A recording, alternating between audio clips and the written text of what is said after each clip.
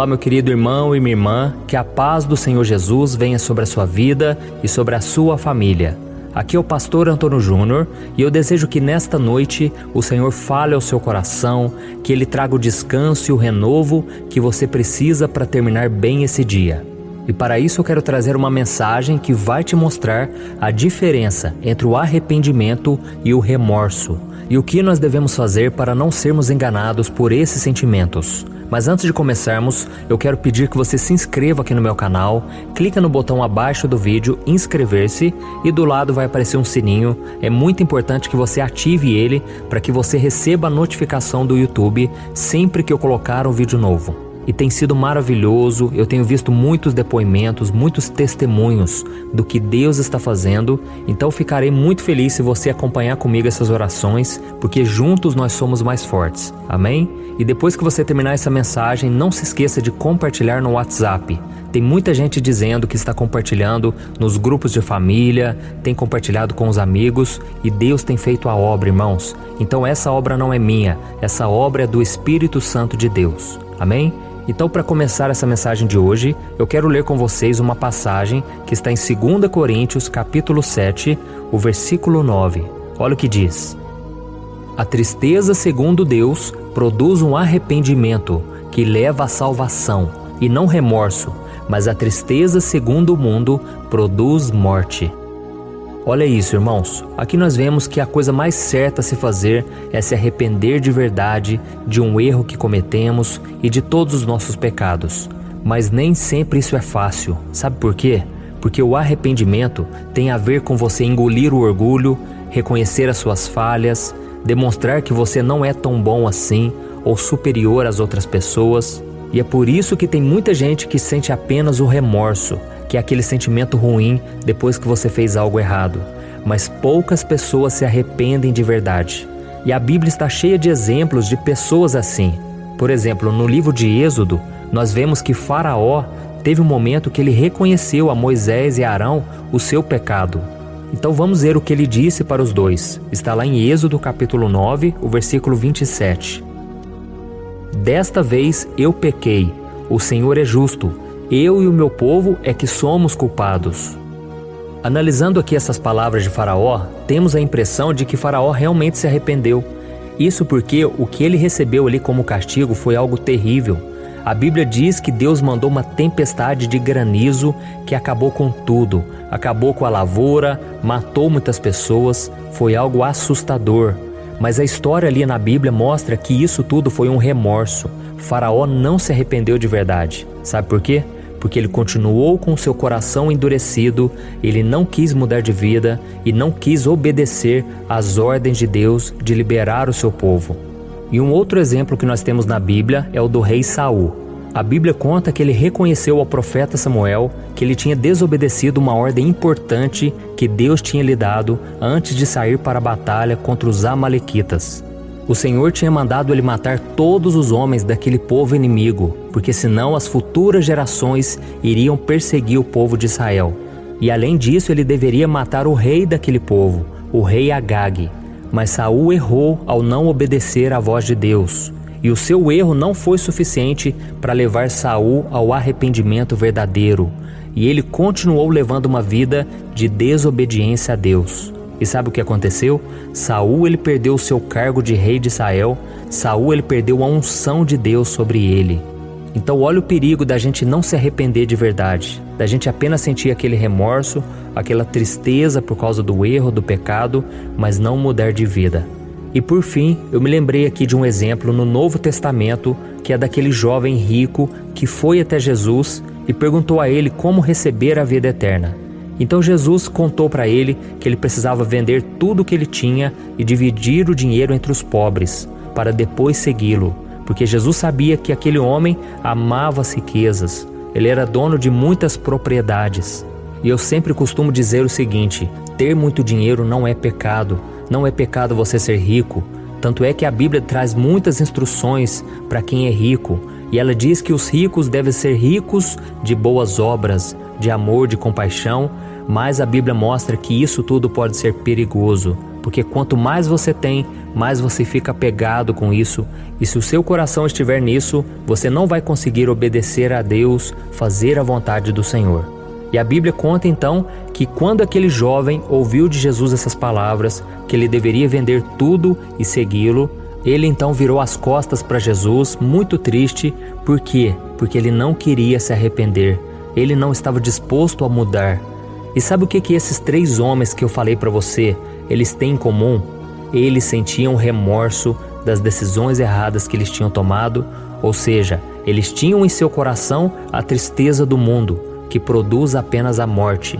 Então é importante nós aprendermos essa lição nesta noite. Tem muita gente que sente aquela tristeza, elas se lamentam quando elas começam a colher aquilo que elas plantaram.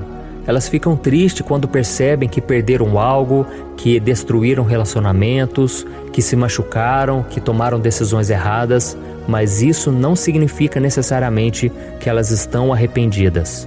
Então, se você realmente se arrepender com fé em Deus, você não apenas vai sentir esse remorso, essa tristeza pelo que você fez, mas você também vai mudar o seu comportamento. Então lembre-se sempre daquela promessa do Senhor que está em 1 João capítulo 1, o versículo 9. Eu quero ler para você. Se confessarmos os nossos pecados, Ele é fiel e justo para perdoar os nossos pecados e nos purificar de toda injustiça. Amém? Aqui diz que o Senhor não somente vai nos perdoar, mas Ele também vai nos purificar de toda sujeira, de toda maldade do pecado que fica alojado dentro de nós. O Senhor vai purificar a gente de toda mágoa, de todo sentimento de vingança, sentimento de raiva, de ira. Tudo o Senhor vai limpar e Ele vai nos purificar, perdoando todos os nossos pecados e tirando a nossa culpa. Mas para isso nós precisamos confessar ao Senhor. E é isso que nós vamos fazer agora. Você vai fechar os teus olhos, você vai orar junto comigo nesta noite e nós vamos pedir que o Senhor derrame da sua misericórdia mais uma vez. Pode ter certeza, irmão, Deus ele nunca rejeita um coração quebrantado, um coração arrependido. E o Senhor com certeza, Ele quer restaurar a sua vida, mudar as áreas que para você é impossível. Glória a Deus. Vamos orar. Senhor, meu Deus e meu Pai, eu me coloco agora na Tua presença nesta noite para Te louvar pela vida desse irmão e dessa irmã que estão orando aqui comigo agora, meu Pai. Oh Deus, todos nós somos falhos, somos pecadores, e por mais que tentemos, nós nem sempre conseguimos fazer aquilo que Te agrada. Oh meu Pai, quando isso acontecer, meu Pai, eu peço que o Senhor nos lembre de que nós precisamos nos arrepender verdadeiramente para sermos perdoados.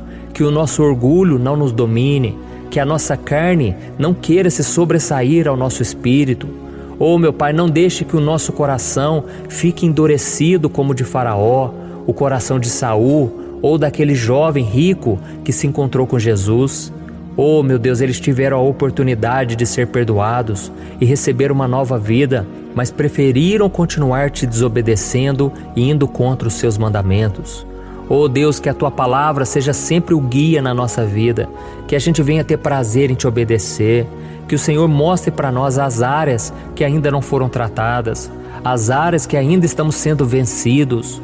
Oh meu Pai, nós cremos na Tua promessa de que Jesus veio a este mundo para nos libertar das obras malignas, para nos purificar, para trazer a salvação e que a cada dia a gente possa estar firmado com Ele. Oh Deus, tantas pessoas agora sofrendo pelas escolhas erradas que fizeram. Jesus, ajuda essas pessoas a se perdoar, a se amar. Oh Deus, quantas vezes as feridas na alma nos colocam para baixo, faz a gente perder o nosso valor, a gente achar que o Senhor nos abandonou. Tem misericórdia de nós, Senhor. Quantas vezes somos homens de pequena fé, homens e mulheres que não acreditam nas Tuas promessas e reclamam para todo mundo e contam os seus problemas para todo mundo, mas não contam para o Senhor. Mas a partir de hoje, meu Pai, nós queremos viver em plena comunhão contigo e nós sabemos que isso só é possível através do arrependimento, porque nós somos falhos e pecadores. Senhor, em nome de Jesus, abençoa também a família de cada um de nós. Meu Pai, todos nós temos parentes que não aceitaram Jesus ainda. Abre os olhos de cada um, Senhor. Abre os olhos dos nossos irmãos, dos nossos pais, filhos, cônjuges, amigos. Senhor, abra os olhos deles para que eles se arrependam de verdade, para que eles não sigam somente uma religião, para que eles apenas não vão na igreja, mas que eles venham ter um encontro verdadeiro contigo, assim como nós tivemos.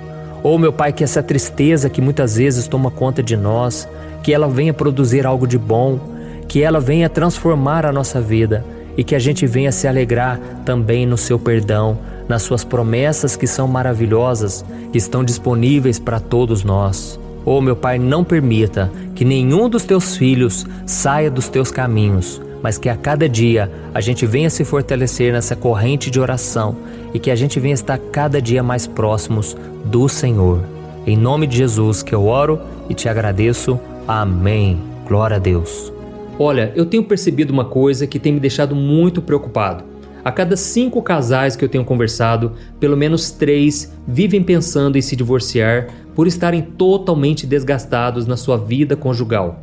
E talvez você seja uma dessas pessoas, ou porque você já se divorciou ou está pensando nisso, pois já não aguenta mais tanto sofrimento no casamento e na sua vida. Então eu vou te contar uma coisa. Ao longo do meu ministério, eu tenho aconselhado muitos casais e eu pude ver milagres acontecendo. Eu vi casamentos que tinham tudo para dar errado e começaram a dar certo. Casamentos que quem olhava pensava, não tem mais jeito de resolver. Mas eu também presenciei situações tão complexas que não bastava dizer que divórcio é pecado e ponto. Eu precisei ir além e tratar de cada caso de forma madura, compreensiva e à luz da palavra de Deus.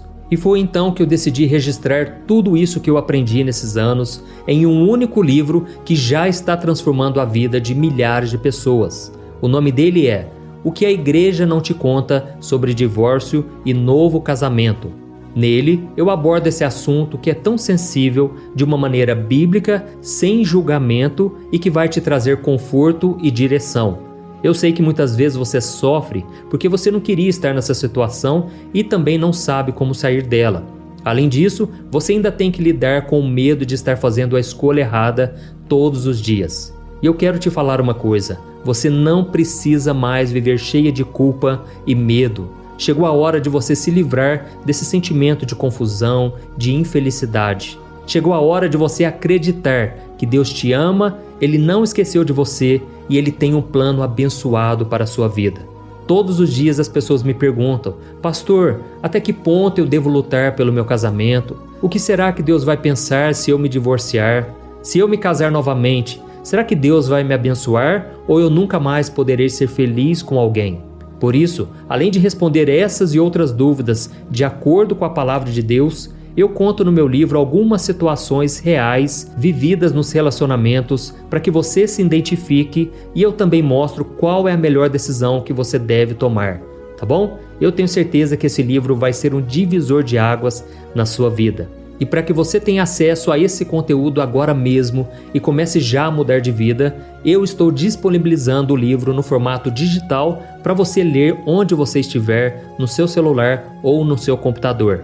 E tudo isso por um valor acessível e assim também você estará contribuindo para que o nosso ministério alcance ainda mais pessoas com a mensagem do Evangelho. É só você clicar no link que está bem aqui abaixo do vídeo, na descrição ou no primeiro comentário. É muito rápido, seguro e você vai receber na mesma hora o livro digital no seu e-mail, tá bom? Então clique agora no link que está aqui abaixo do vídeo e eu desejo toda sorte de bênçãos na sua vida. Um grande abraço